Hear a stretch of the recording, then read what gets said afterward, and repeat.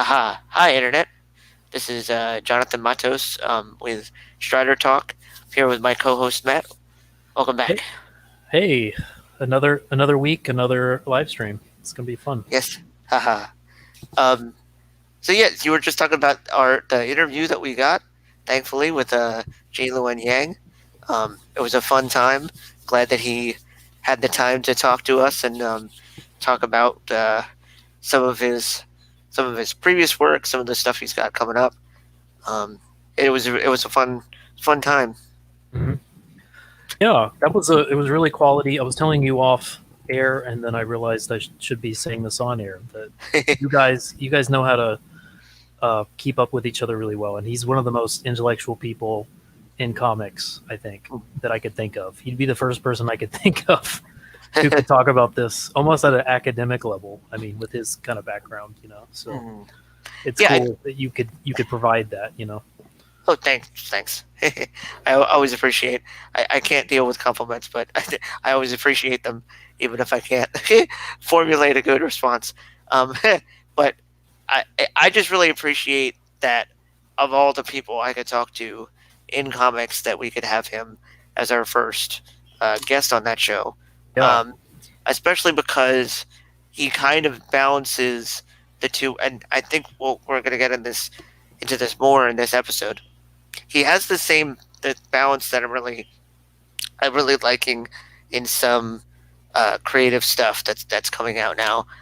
And like I was saying in our privately on our messaging, that like he um, I really like that he has some of that academic background. It's very obvious from his work that you can tell like he puts a lot of effort and a lot of research into it, and there's hmm a lot of love for history, a lot of love for mythology, but it never comes across as, you know, pretentious. Like you should like he's not doing it so that the people in the cheap seats get lost. Pretty much, Mm. like you can enjoy what he's doing, even if you're not, if you haven't gone through the same graduate courses that he has, or whatever. Yeah. So so I feel like that, and that's something that I kind of want to get into now with talking about this revival of kind of a pulp thing, because I feel like Yeah. there's a negative and a positive connotation to pulp fiction and what that means. Mm. Um, hmm and specifically, recently, I was looking into there's that new magazine, online magazine, Rebeller, that is doing outlaw fiction, or outlaw cinema rather.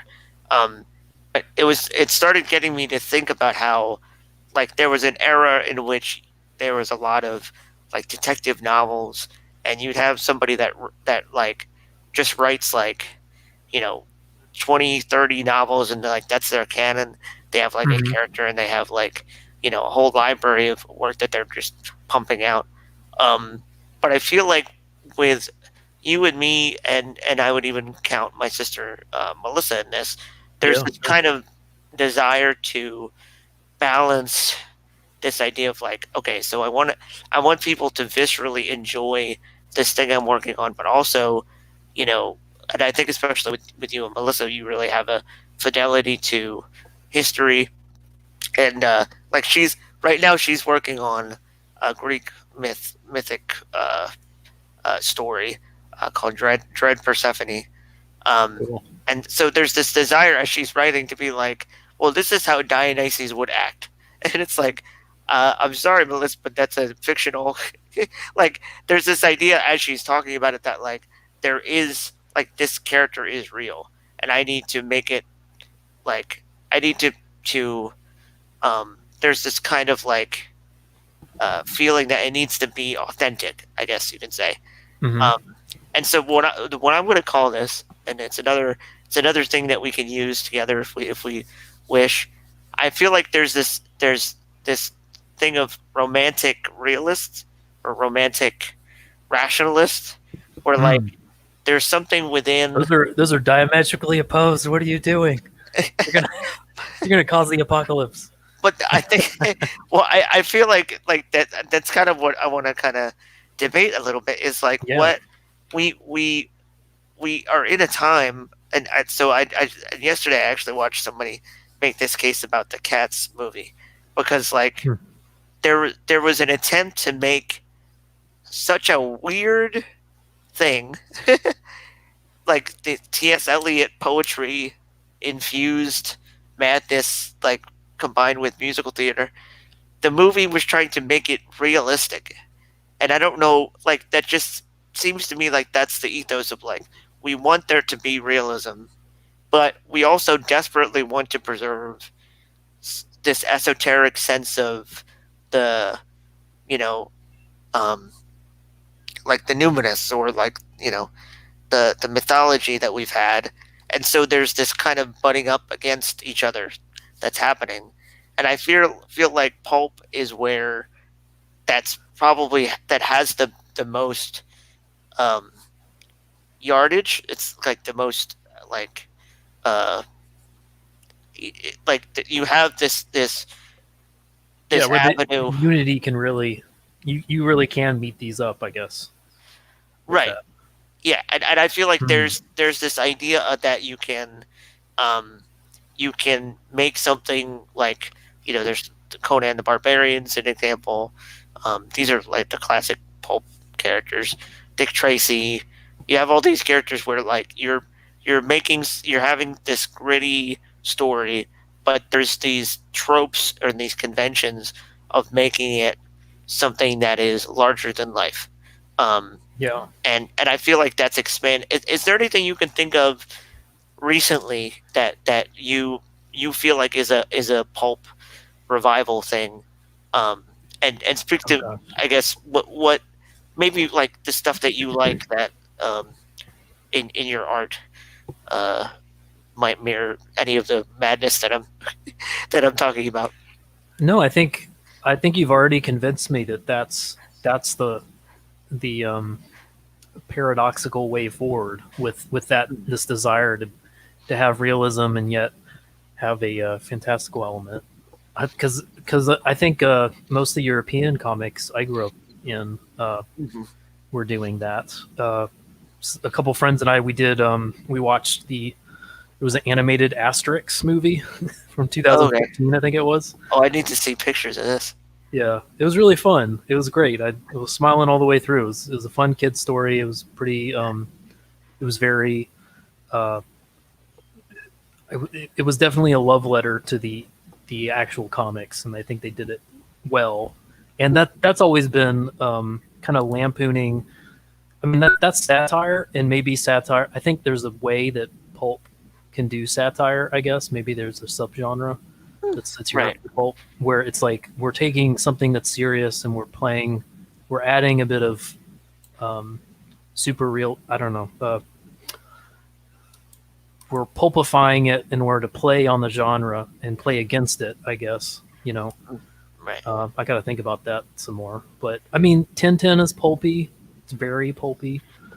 Uh, Trying to think, and a lot of the movie genres that most people grew up with, who enjoyed mainstream movies in the '80s, like myself, were very influenced, though they didn't realize it till later, because this was being made by people who grew up in the '60s and '50s. But Indiana Jones and Star Wars is very built on pulpy themes. Like how do we Right. marry realism and like a fun sense of a throwaway action, I guess. Still don't know how to describe pulp, but I think that's the way forward. Yeah. Mm. Well, I was thinking that throwaway action element of it, I feel like is what draw me to use this new Quibi app as Yeah. a comparison. So let me pull up Yeah. Nice some of that segue. We're stuff. getting better with these segues. I tell you what, we've already had a couple really outstanding ones.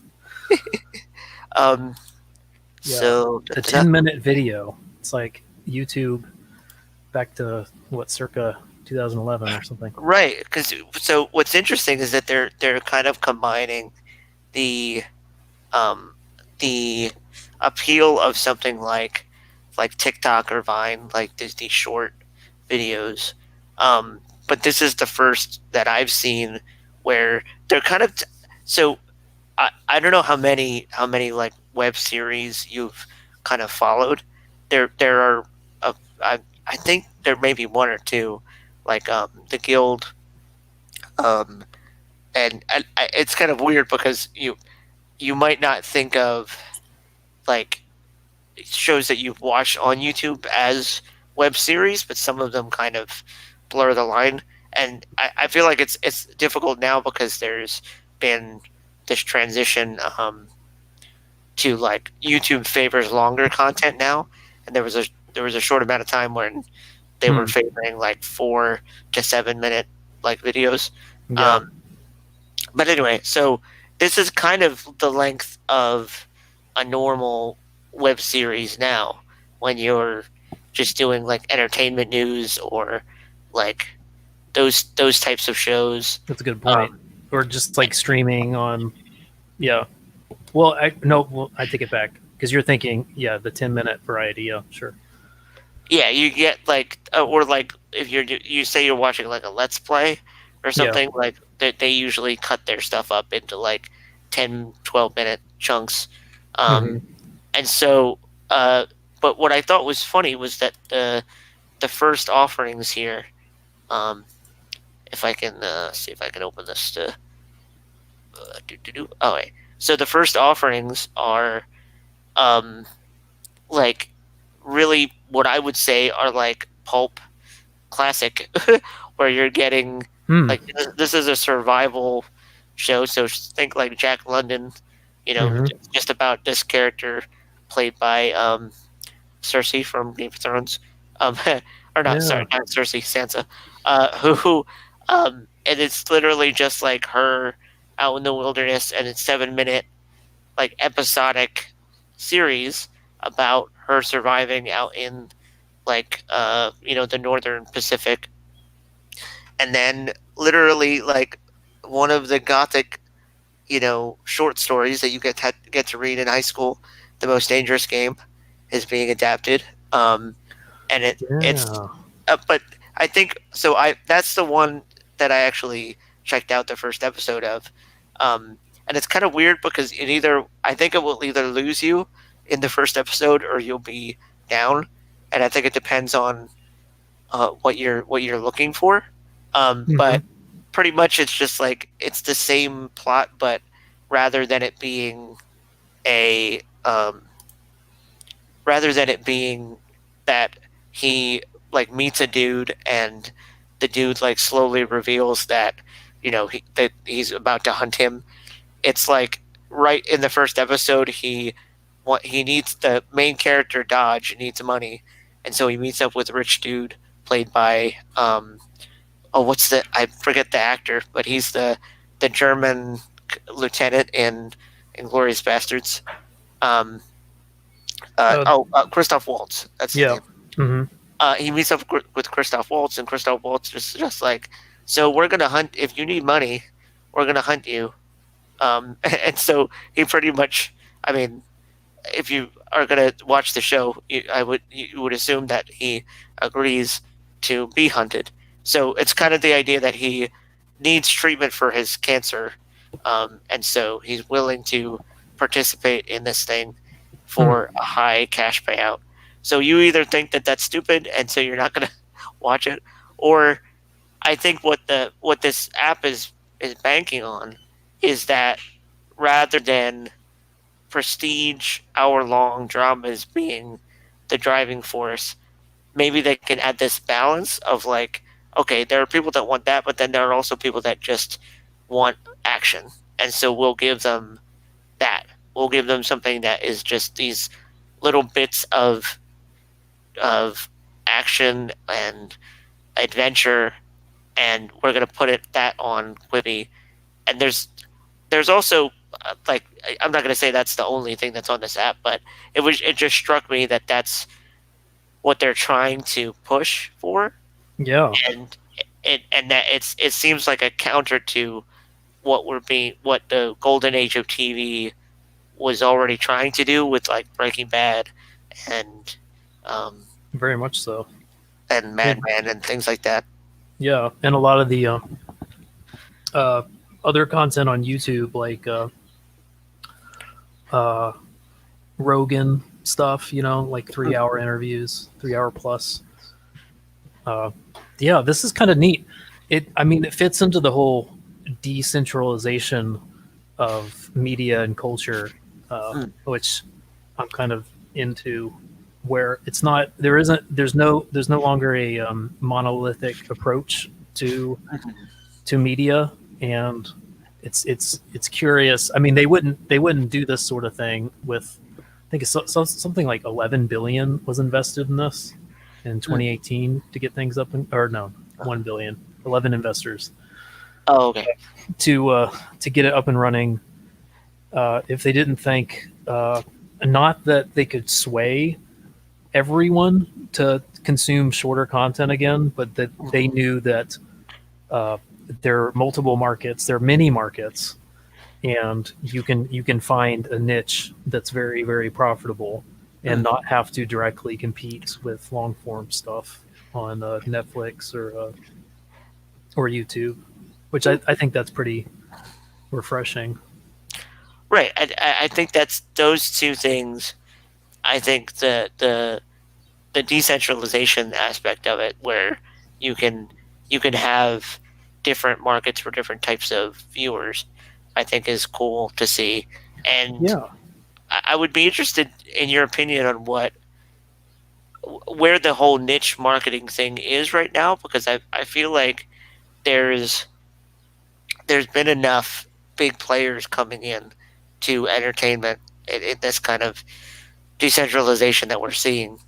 Do you feel like there are, because like for example, um, you're marketing a historical fiction comic, and so like hmm, as you were kind of getting the word out there about it, did you feel like did you because I feel like I've gotten an education in terms of marketing my own stuff and seeing how people kind of get the word out there about their stuff, where you go in there thinking I need to find an 18 to 24-year-old reader base that likes um, this type, like medical dramas, and there's all these things that you picture you know um, your target demographic, your target audience, and then you start to realize that maybe you're starting to cannibalize yourself in terms of like yeah. there's there's actually people outside of what you're thinking that might be interested, and Yep. really, so I guess what I'm asking is like, as you were thinking about that stuff, is there anything that you've learned just from watching the market change that kind of surprised you? Well, I think I mean, this could be my inner um, latent millennial speaking, but this idea, I mean, one of the big reasons we're at the place that we're at now is because people grew up, enough of the market grew up on this idea that uh, you don't look for narratives that are established and then find your way within them. You're supposed to find them within yourselves, or that, like everyone's kind of a shooting star, snowflake, or whatever the metaphor is. Uh-huh. And I mean, that has demonstrably uh, permanently changed the marketplace. And so, if you're going to navigate that, I think you can't be too uh, mercenary with. I think it's smart because people have kind of overreacted, and then they've pursued that too far, and then they've made themselves an an audience of one. Like, this is only Mm. made for me, and then they're Right. surprised that people. It's kind of like, I don't know, some of the problems that fine art has found itself in the last 50 years, where it Mm. doesn't really have a philosophical goal anymore, I Mm. suppose, other than making money, which I think is deeply ironic. But Uh, I think, like, you can't be too mercenary with it. But if you're gonna, because the decentralization has gotten so diverse, you're gonna have to start with what you're interested in. You really are gonna have to ask yourself, well, what do I feel like drawing for a couple years or more? Mm, You know, mhm. and what do I feel like talking about every day on live streams? And if you can't honestly answer that question without worrying about what other people are going to think of your answer, you're not ready yet. So Mhm. that's I think that's really my take home has been you're going to have to find something that really does speak to yourself first, and if it can speak to you, it can speak to others because you're going to be able to passionately, honestly communicate that. You know, it's not going to feel dishonest because honesty is probably the main currency right now in a market like this. That's how people can gauge the value of your coin. You know, they can tell if it's fool's gold or not. They can bite down on your coin, and they can tell if it's valuable based on how honest you demonstrate yourself to be. And so, I guess authenticity. It's a word that was around everywhere 10 years ago, and it's not around very much now. But I think Mhm. authenticity is a big key factor. So, Mhm. yeah, I guess that's me defending millennials for a minute. So, yeah. Well, I was gonna say that it's a funny thing as I kind of have like I think of me my sister as kind of like a quasi writing partner. I don't know. I don't think if you live with a writer, you can get away with not talking to that person about the stuff that you're doing. So it kind of Yeah. even though we do have a podcast that we do boxing story, it kind of evolved into this thing where whenever we have a creative problem, we'll talk to each other about it. Um, and but one of the things that I came through recently was I actually found two like buzzword terms that I could associate with her style. So she wrote a novel that's going to be published in 2021, and it's called Song of the Wild. And so it's a fairy. Hmm. It's a world in which there are fairies and magical creatures that exist, and they're all called the Wild.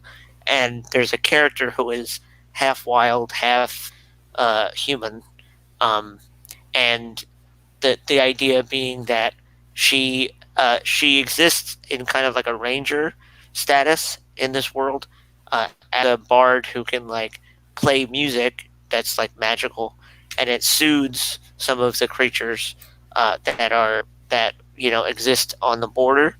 Um, Hmm. Hmm. and it's kind of this interesting like so knowing her, I know some of the things personally that influenced this novel, but it was interesting to try to think of how to position this for her as she was selling it to literary agents.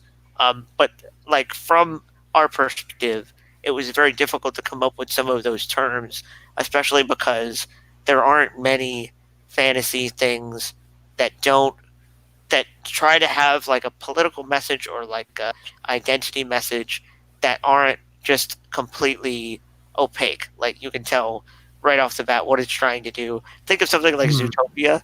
Like Yeah. people kind of have a problem with that because it's like you're literally making the oppressed race in this predators who can't control themselves. And so there's a Yeah. weird thing in which like Yeah. it's kind of messy and people kind of don't want Yeah. to talk about it. They're genetically predisposed to being a problem to society, but Right.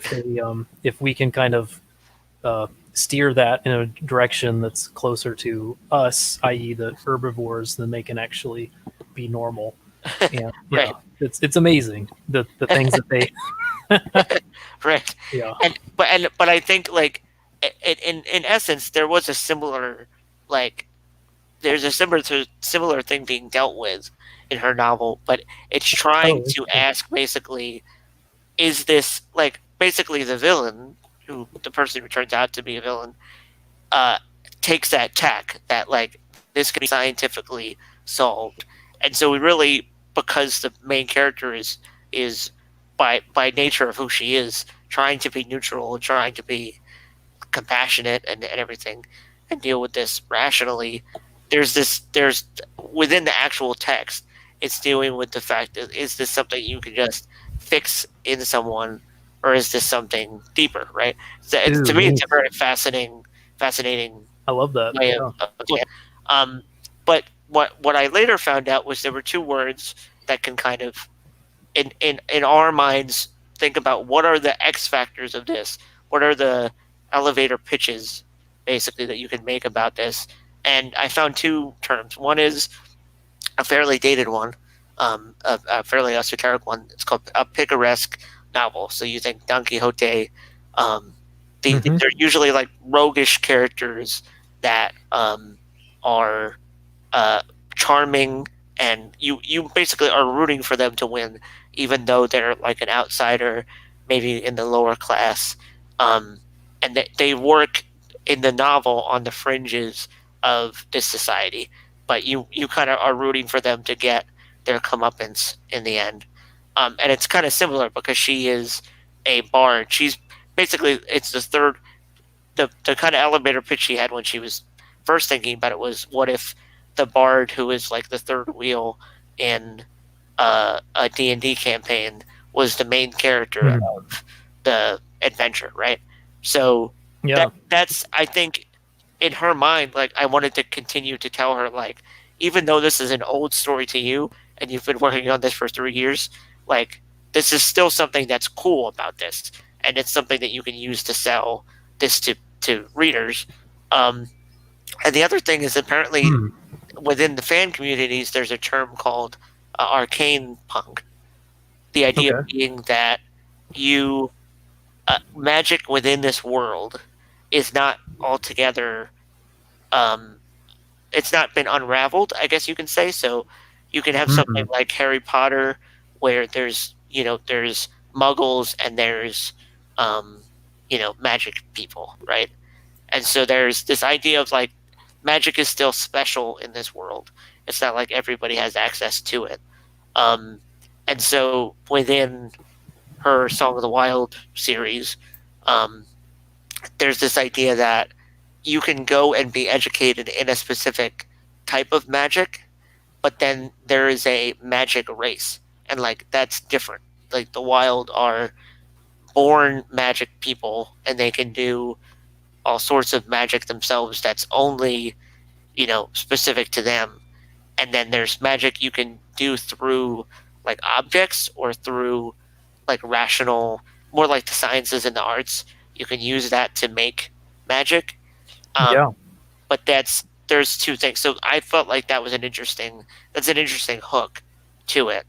Um, but I think I agree with you in the sense that I feel like those spirits of the story are becoming the actual driving forces of what people like Hmm. they need to see what about your thing is different, and it's very hard as the creative person to put yourself in whatever that box is, but it's actually necessary for the reader to see that and automatically be able to identify something that is like, oh, I like that type of thing, so I'm gonna get this thing. And um, it's Yeah. one reason why I've been interested in you know um, in continuing to tie my work to sci-fi, fantasy, and the comics community, because I feel like I'm writing things that I want to be like I like genre fiction, and I like Yeah. how it allows people to see, okay, this is this type of thing, and it gives the reader some kind of indication what they're going to get themselves into. And so personally, I feel like this pulp revival idea is is a way in which we can, in a very crowded marketplace, identify what this is, what type of thing this is, and Hmm. it's kind of an interesting like um, continuum, I guess, where in one sense you have a lot more experimentation than you ever have had Oh yeah. previously, but then Yeah. you also have people trying to define what their niche is so that they can build up little mini communities. Like this is so like I was saying, like finding the dread punk thing. this is like gothic sci-fi and fantasy. It helps people kind of see, oh, so if you like these people, you'll like what we're doing, and so you can like start a convention and you can get like drum up interest in that stuff. Um, Yeah, it's yeah. more like identifying your niche and identifying your community. Well, can I throw something at you? Oh, sure. Um, See, you're making me think. I love what you're saying, and maybe I'm too stuck in my like 2018 and beyond kind of ways. But I'm wondering if the niche is not so much the genre nowadays, Uh-huh. but it's the niche is the way you go about. It's the platform you're predominantly using to get to Huh. know your readers. It's the means by which you're demonstrating your authenticity. Whether Oh, that's I like that idea. you know what I mean? Like that's probably pretty esoteric, but just trying to think of like because I'm seeing a lot of communities that are pretty cohesive, and they're not cohesive around genre.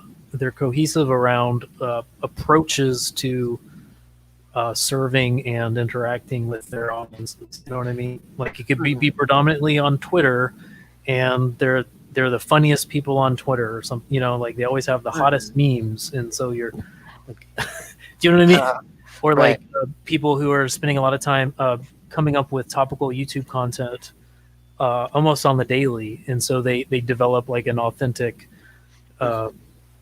People get to know them through that sort of format and that approach of making content, and so they trust their stories, even though they jump from genre to genre depending on who they are, but they're approaching things that way. Maybe I'm just confusing.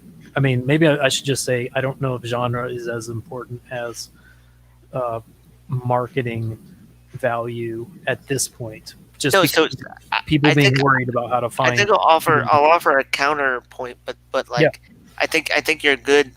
I think you're perceptive in terms that you're. I think you're starting to notice that even within mediums, even within genres, you're starting to see like because I think because of how because like I said, I don't know if I mentioned this recently, but there's this graph that I saw I think in a TED talk about how literally 50% of the entertainment industry is now open, where before it was not. So mm. that's across publishing, um, that's across TV and film, and so I think Wait, by just open, what do you mean by open? I think so the It's really in interesting. terms of the marketplace, there there used to be that the top the top 20-30% of stuff was made. So you say I want to make a movie. Um, you have kind of like a curve, Yeah, or like a I'm not good at describing graphs, but that you have this exponential uh, this kind of bell curve, and mm.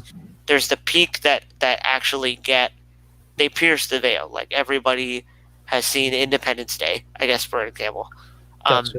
and so it used to be that like there was that, and then there were some mid tier things, mid budget things that maybe they're indie, maybe it's a small studio, and maybe some people see that, not many, and then there's just independent. There's like maybe everybody in your town or everybody in your neighborhood has seen your movie that you put that you basically paid for the privilege of having people see your movie. Um, Yeah. Nowadays, that's completely different. Literally 50% of entertainment as a unilateral industry is open for at least people to get in the game. Um, Oh, gotcha. Yeah. and yeah, so I'm not that's I don't know all of the mathematical terms for that. So I think someone smarter than that, you can try to uh, look it up on your own time. No, yeah, But yeah. You're clarifying it for me because I okay, just think yeah, I'm just realizing I'm wondering because people feel like they love a genre. Just thinking about Star Wars or other content out there, like people feel like they love a genre and they love a franchise, but then they feel like uh, variously that they aren't sure if they can trust the genre anymore. All this kind of stuff. Right. Maybe No, I'm but just more in the open market than the standard market nowadays. But mhm, people are looking for like, well, who can I trust to make any genre for me? And then they're flocking to those people mhm. because of that authenticity, I guess. I Right. don't. No, but I agree with you, and I think that I'm just saying I think because of the decentralization, what's happening right now is the so like saying something like I'm gonna make a Star Wars, you know, like something in this vein.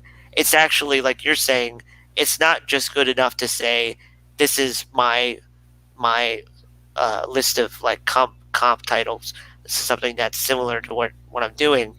You actually start needing, like you're saying, like a trustworthiness that goes beyond that. And so Yeah.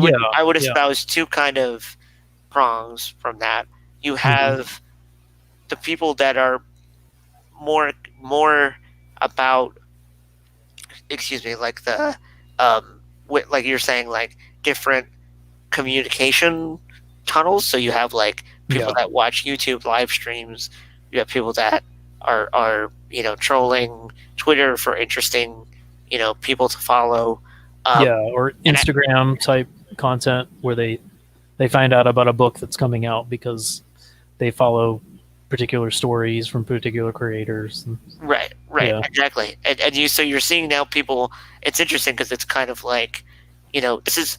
It's kind of like we have. So I guess in that analogy, you could take that like a radio stream, and you could just replace social media for that. Like people are just turning the knob and seeing what's out there, and Hmm. they'll get like a recommendation for. It'll be like you go on Spotify and it's like the radio and you're getting music recommendations, but now like the same goes for like movies and books. You're Yeah. basically seeing what's out there, seeing people that you think are charismatic and are interesting people, and then you're seeing what they're into, and then maybe you'll find something that you like. Um, but I'd also say that that goes offline because until Melissa invited me to some of these smaller like conventions, I didn't know that there was still like that's I think that's the first time that I noticed that this pulp like actual like books that actually look like pulp Hmm. novels are Oh, still neat. published. And Yeah. it was interesting to, as somebody that was just going to comic conventions, it was fun to see, oh, like there are, small press people that are doing, sci-fi collections, short stories. They're doing, things that look like a Doc Savage kind of like Oh, cool. novel, like, and they'll either like they're self-publishing it or there's like an indie publisher that's interested in making that kind of niche stuff. So that I would say is even Neat.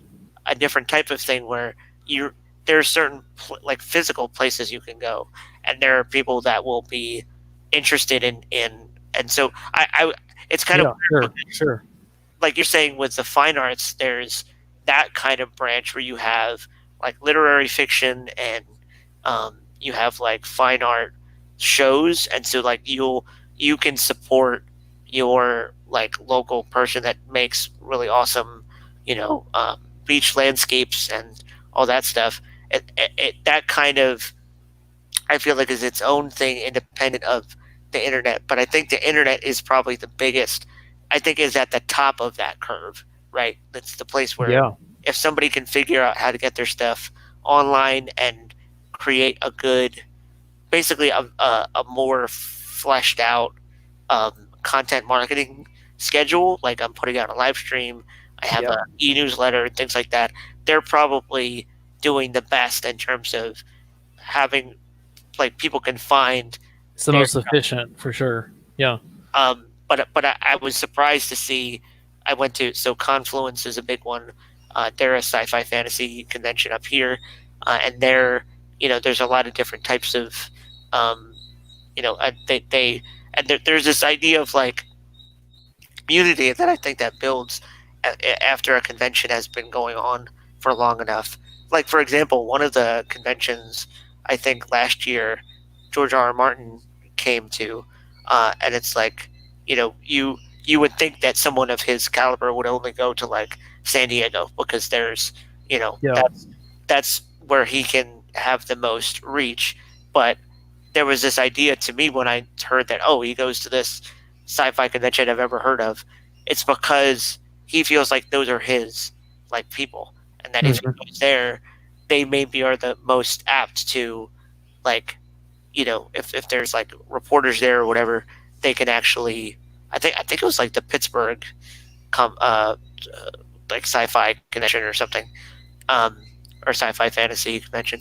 Um, Hmm. so I feel like that's its own thing, um, and I don't know if that's. I think maybe the the the the sad place that we're in right now is that there's a lot of people that are convinced maybe because their local store is closing, their local bookstore or comic shop is closing. Like I said, there's this kind of like growing pain that's happening where like you you you're losing this physical manifestation of the thing that you like, and there's really like a loss in terms of like I Mm. can trust my comic shop owner to let me know what he likes, and there's a sense of that community that is slowly going away, but it's Yeah. not. It is actually being replaced, and the people that care about keeping that stuff alive are either, working 200, 300% harder to keep that alive, or they're just finding a way to adapt and still find that community elsewhere. Yeah. No, that's well summarized. I'm trying to think. Yeah. I don't think I can add to that. It's an interesting it's a it's a curious dilemma. I don't know. I can see. I mean, when people feel like there's an unstable market and they're not sure what 6 months from now or 2 years from now culture is going or what their particular interests are going to go into, I think the safest approach is to find someone that you trust and stick with them, rather than sticking with a genre or things that you've like objects you've liked in the past. You try to find people you can trust. We're Mm, people. We need other people, so we right. understand other people, and so we. I think that's probably the motivation. And I'm talking. I'm not just talking about reactionary movements. I mean like mainstream movements too, where uh, like I don't know. You could talk about Marvel. The most profitable film franchise in movie history, Mm, going in a particular narrative direction because it's finding that that's a niche, one within many, that they can build authenticity within, like telling those kind of stories with those kind of characters, having these particular actors who are very public and very well known just in their personal lives and have very established kind of IRL fan bases. mhm. Uh, you know, basically kind of marketing their movies 24/7 just because they're interesting, attractive personalities. And there's a market for people who are interested in, interesting, attractive, very public personalities. And Mm, so they've kind of gone with that authenticity approach of, like these are kind of nice cultural compassionate people who stand for these sort of principles, and we're putting them in their principles you believe in, and now we're putting them in a movie together, and we're mhm. talking about heroism. So I really think it's another way. You could slice it many different ways, but I think the Marvel franchise has been a story and a success of telling one particular approach to authenticity, I guess, with Uh, its audience. Uh, I don't know. well, I think you bring up a good point when you in mentioning how like an actor helps you promote something because there's it's interesting that like it seems like there was a really big um, visceral backlash with the whole Gal Gadot um, like Imagine sing along thing. Yeah. Um, Hmm. And I was wondering, I wonder now that you mentioned that if there's a comfort with Pulp Fiction that it's not like political, um, and Yeah, or if there's this idea that like it's there's this, merely it's clearly uh, what do you call it? Escapist. It's pure escapist storytelling. right, It's known right, for that. You wouldn't be attracted to that unless you were already attracted to escapist storytelling. Yeah. right. Yeah, because I was thinking that it's funny because when I started the unboxing story show with my sister, like we were we were kind of begrudging the fact that there seemed to be this return to like say like there was like Westworld that was starting, and it was we were kind of knee deep in Game of Thrones at that point. Hmm. And there was seemed like there was this consensus. Oh, and I think Annihilation had just come out when we started the show, so it was kind of this idea that like there are so many sci-fi fantasy things that are so depressing, and like Yeah. there was this kind of like thing of like everything is either political or fatalist. Like oh, and Ex Machina I think had come out a year or two beforehand. This is this idea of like robots, like like maybe 50 years ago we thought robots trying to kill us was a fun idea, and now we've just decided that no, that's reality. Like they really Yeah. do want to kill us. But Yeah. I think in that I had kind of written off the fact that a lot of that new wave sci-fi that was kind of coming back to the fore, that was very like experimental and stuff like that. I had kind of written off the fact that there were some good entries into that were more along the lines of what I would say are pulp related. And I don't know if I've shown this off, but one thing that I did while being quarantined was Mm. I went to the bookshop .org page, and I supported one of my local bookstores. And it's kind of cool. You can basically like find Amazon. I think you can shop through Amazon through that site, and it will go towards local bookstores. Oh, nice. Oh, And so great it's idea. yeah, it's an interesting way because like rather than you know um, punishing your local bookstore for not having like every single thing that you might want, or because you're too lazy to go there, you can Yeah. at least like use this to kind of support a local bookstore. Oh, I So love I that. got I Yeah. got Dune, um, Cool. and I'm gonna be reading this in preparation for the Denis Villeneuve movie that's coming out. Yeah. Of Nice. of those, kind of on the depressing side of sci-fi things, I think he's been the one that has really he's made a lot of really thought-provoking movies. He did Arrival, and um, he did the Blade Runner Yeah. 2049 That was my films. favorite movie of 2018 or whatever it was. Yeah. Incredible.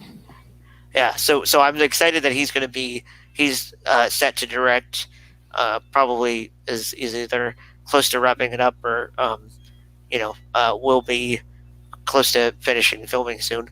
But yeah, he's going to be working on Dune. So I figured I would read the source material while we're stuck inside, Yeah. um, and I'm Great interested to idea. do that. Is there anything within like pulp or just classic sci-fi fantasy that influenced you maybe outside of comics? Hmm. Well, definitely. I already said movies. So I was consuming pulp films without realizing it, Mm-hmm. or movies that were, I guess, taking pulp and mainstreamifying it in the 80s Mm-hmm. and 90s. And well, I read a lot of Hemingway in high school.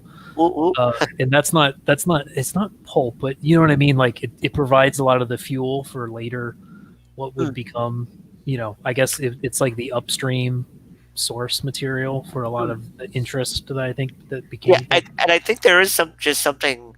that feels pulp about reading a short story, because you're just Yeah. kind of getting it's a little bit of an escape, because even if it's like super dark, it's still this self-contained like world that you're getting.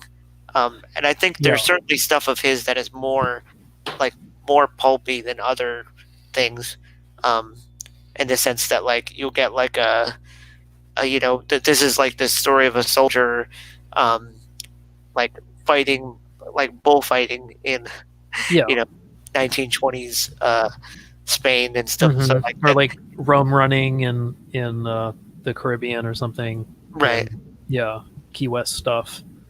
Yeah, and also H. Rider Haggard. I really enjoy his stuff. Ooh, That's kind of pre-pulp. I just like this guy's name. Oh yeah, yeah. Well, he did King Solomon's Mines. Okay. This is late 1800s, same time as a lot of the H.G. Wells kind of sci-fi was going in that direction. This is like the closing of the great uh,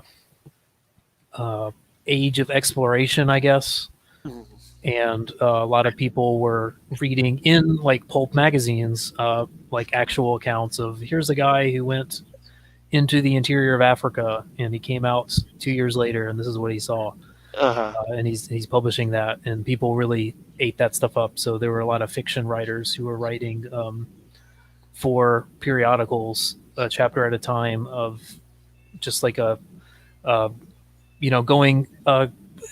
going to find um, Shangri-La in the Tibetan Right. mountains, and it's a fantasy version, like, Cool. and it just kind of feeding off people's yeah, pulpish interests, which I do really enjoy. So reading some of that stuff has been really. There's a lot of early film, like I had a uh, what's that movie, Criterion Collection subscription uh okay. a few years ago, and that kind of got me through a lot because I was watching a lot of stuff that I'd heard about from the 30s and 40s that was really just like bringing pulp content to the big screen, Right. and Right. like Cool. Sinbad and stuff like that. Yeah, so that's I've, yeah, nothing too crazy, but I do like it, and I'm interested just in general. There's a newsprint revival Mhm. too, and people being interested in the the value that that can bring, how that can really access like a cheap Mhm. as things get more and more expensive, as regular comics get more and more expensive. Why Mhm. not just print on newsprint and get it for $1 again? Uh, Yeah. Yeah, I you was know, thinking about that because I was watching a so Comic Tropes is a really good yeah, YouTube channel if you want to look up somebody that does like little mini docs about um, comics history. So he did a retrospective on um, well, it was Eastman, the creator that made Teenage Mutant Ninja Turtles. yep, Excuse me. And so he was saying that like the newsprint, there were things about like how they colored the original Teenage Mutant Ninja Turtles that was kind of reliant on that the way that they were printed, um I forget what they called um kind of the dot matrix stuff that they were um that yeah. they were kind of coming out of. I And would call it like halftone printing, but I'm not halftone. Yeah, 100% sure. there you go. Is that it? Yeah. Yeah, I'm pretty sure that's it. So I think there's something about that kind of there's that nostalgia um, feeling of like and I think also that we're kind of spoiled with how much control we have over the images that we make, that you can really do whatever you want with them. And there's this kind of like feeling like I have the first 50 years of Spider-Man on a on CD. Oh, Um, cool. they've been selling these collections. Marvel has on that and X-Men and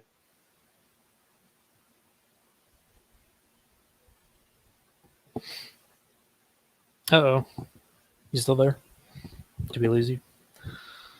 Let me check the stream.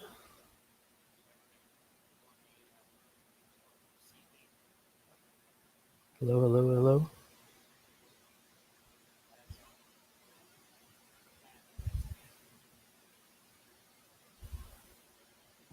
Uh oh.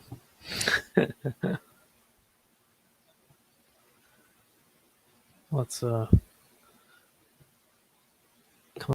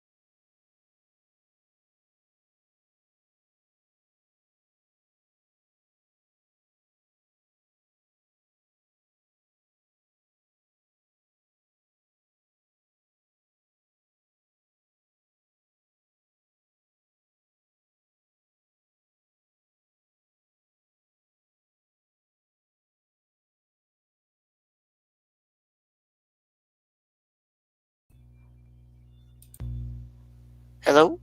Oh, back in. Great. Oh, I didn't actually notice we had a couple people in the chat. That's funny. Okay. Sorry, but yeah. So I don't know what had happened, but I kind of got kicked off my machine there for a second. Um, I was I was talking about the Spider-Man collection that I have.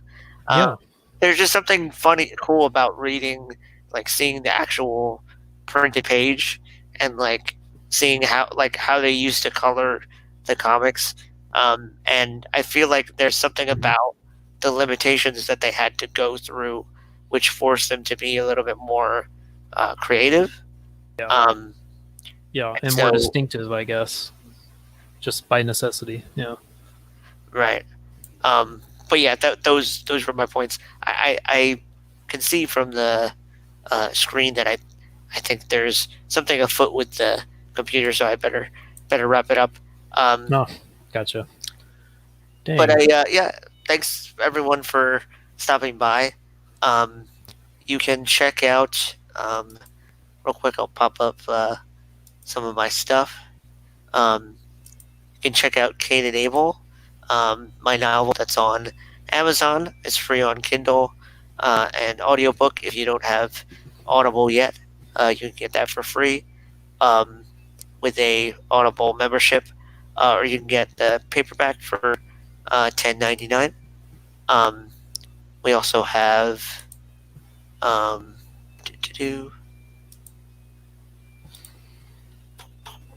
short story collection, um, White Devil. It's on Wattpad right now. Three-part story of Very nice. Dreadpunk fiction.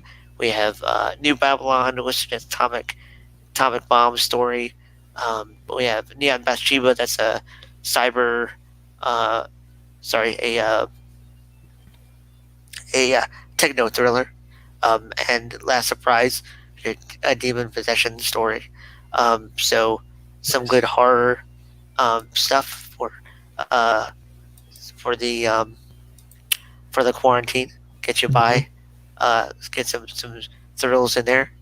Um, Tell everybody about Yeah, Kyrie. let's get it up. I'll get it up real quick. Yeah, we're doing pretty good. We're just uh, almost, I mean, basically a few dollars away, like $50 away from $4,000 on the Indiegogo. Sorry, go into the Chrome tab. There we go. To the on the Indiegogo, and we have, what is it? We had over $1,100 on the Kickstarter, so we're over 80% funded, which is pretty great. And already been Awesome. talking for a week now with the printer, figuring out estimates, figuring out factory locations, and how to get them close to myself so that the turnaround is fast, and we can still match the quality of the first book's printing. We have both books available on this, so we're just going to keep offering as we continue to put out, whether it's 3 books or 4. Still trying to figure that one out. Um, we're just going to have all the books available on one site, which is fun. And yeah, going along. It's doing pretty good. So yeah, just another week of shilling, but it's fun to do.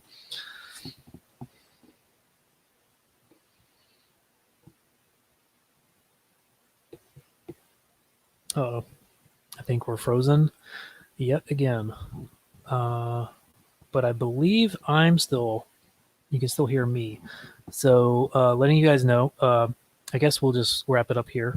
But we do this every week. So sub to this channel, and we'll figure out the audio. For some reason, the streaming issues. But we do this for about an hour, 7 p.m. on Mondays, 7 p.m. Eastern Standard Time, or 6 p.m. Sorry.